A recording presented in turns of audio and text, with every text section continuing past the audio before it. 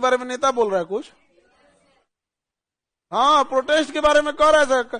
देखो बिहार का है नहीं, अब तुम समझना ध्यान से, बिहार में फैक्ट्रीज क्यों नहीं आती है, उसका सबसे बड़ा तुम्हें जीता जागता उदाहरण देते हैं। अभी हम लोग बीपीएससी के खिलाफ आवाज उठा रहे थे, सरकार के एक प्रवक्ता हैं, अब चूंकि सरकार जेडीयू की है तो उनके पास पूरा पावर होगा।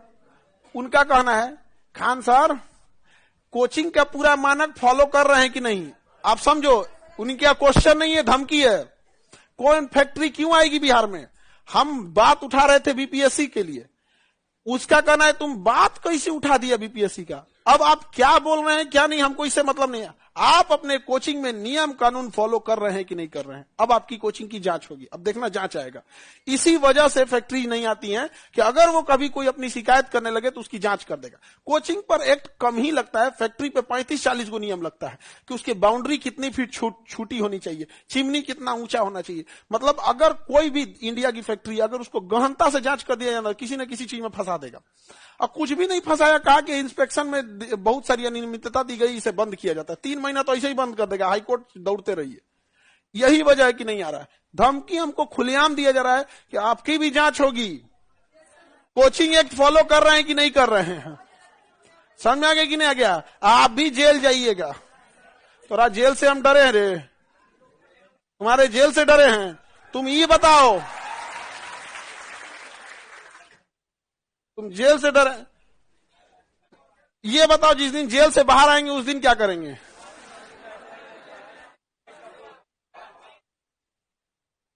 जिस दिन जेल से बाहर आएंगे उस दिन क्या करेंगे? ये जितने बच्चे हैं ना, ये हरे बिहार का ऐसा कोई गांव नहीं होगा, कोई वार्ड नहीं होगा जहां से बच्चे बचे होंगे। उस हर गांव से मंगाया जाएगा एक एक तो वीडियो कि बताइए आपका मंत्री ने क्या किया। उब जाओगे देखते देखते। जो पुल गिरा रहे हो ना, आज मीडिया नहीं पहुंचती है पुल गिरने के बाद, वहां 5000 आदमी पहुंच जाएगा। गिरा दिया, ये चोट्टा गिरा दिया, पुल गिरा दिया, ढा दिया, पैसा खा गया, ये कर दिया, वो कर दिया। नहीं समझे?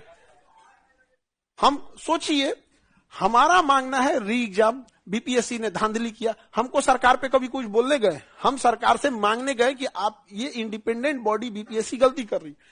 सोचिए, सरकार में बैठा इंसान, सरकार में बैठा इंसान प्रवक्ता अगर बोलता है तो ऊपर से समझिए सीएम से बात आ रहा है। हमारा ऑफिस एम्प्लॉय जो ऑफिस में बैठा है वो अगर कुछ बोल रहा है कि बैच इतने बजे आएगा, फीस इतना, इट मींस हमारी ओर से इंस्ट्रक्शन है।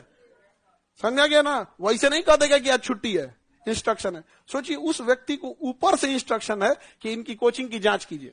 कर रहे हैं लोग कि कोचिंग का मानक फॉलो कर रहे हैं ना, जांच होगा आपका भी, आप भी जाइएगा जेल। केवल इसलिए कि हम मांगे क्यों? इसलिए कोई फैक्ट्री उक्ट्री नहीं आता है। हमारी मांग है बीपीएससी से, आपको मानना है नहीं मानना है मत मांगे। आपकी हिम्मत कैसे हो गई आगे यहां जांच करने के लिए? और हम यहां कोई फैक्ट्री नहीं चला रहे हैं, आप इसको बंद कीजिएगा, हम सड़किया बैठ के पढ़ाएंगे।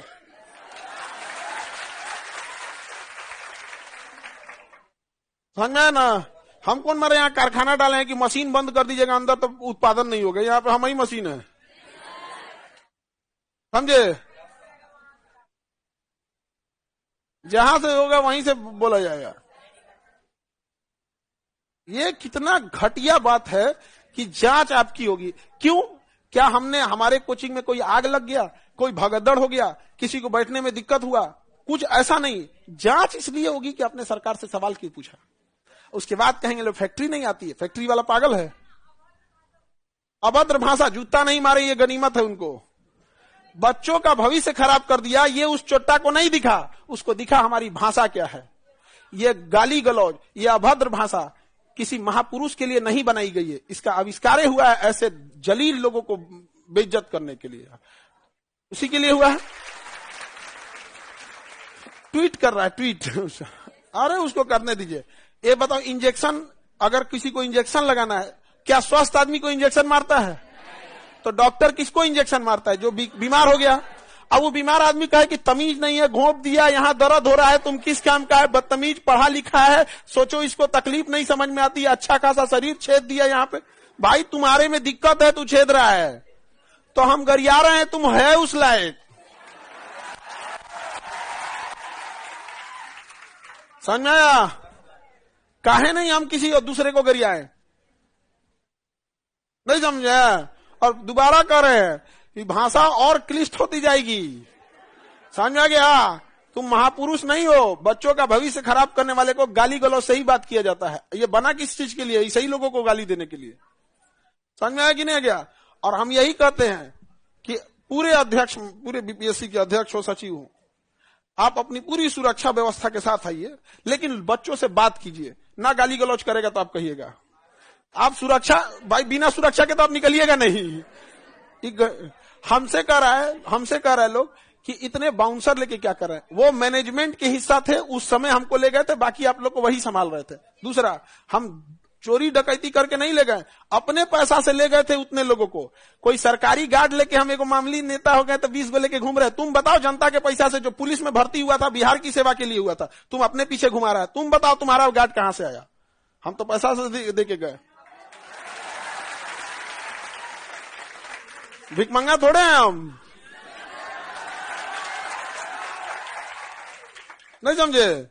तो हम किसी दूसरे के पैसा से लेके जा रहे थे जी, हम तो अपने पैसा से लेके जा रहे थे। कोई ऐसा थोड़े है कि हम मतलब सरकार के भरोसे बैठे थे कि ना हमको आप गार्ड दीजिएगा तबे जाएंगे, नहीं तो नहीं। सब हम तो अपने पैसा से गए थे। तो उस पे सवाल उठा रहे हैं लोग की। हाँ, अब सरकार का ये कोई भी बताओ, कोई फैक्ट्री वाला आएगा? कोई भी फैक्ट्री वाला नहीं आएगा। क्यों? तो होकर जांच बैठा देगा सब, कोई ठीक नहीं है। यहां पे सासाराम में, रोहतास में लगभग 250 से ज्यादा ऐसे छोटे बड़े उद्योग थे। सब जानते हो क्यों खत्म हुआ? पार्टी फंड में चंदा डाल दीजिए जी 2 करोड़। कहा कि भाई साहब हम कहां से 2 करोड़ नहीं है तेरे पास? नहीं है, जांच कर, इसका जांच करें। सोचिए, हमको सरकार से तो ये उम्मीद नहीं थी, सरकार से ये उम्मीद नहीं थी।